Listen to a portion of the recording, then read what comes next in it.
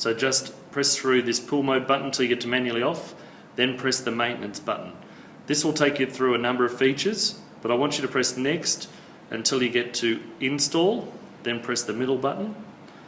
This will now take you through the steps to install the product correctly. So you can already see we have our pH and we have our ORP or chlorine probes installed, and they've been detected. So that's good. We go to the next step. Here we have the option to turn off or turn on the timer. We'll leave it enabled, but to turn it off you just up and down the arrows here and select which option you want. Fast comms should always be enabled, especially if you're connecting it to a control system or to a Viron Evo pump.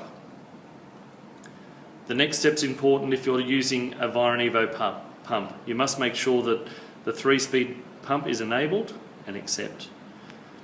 AI mode is your artificial intelligence mode. This is what really makes the unit stand out amongst everything else, so we need to make sure that that is installed, and click yes there.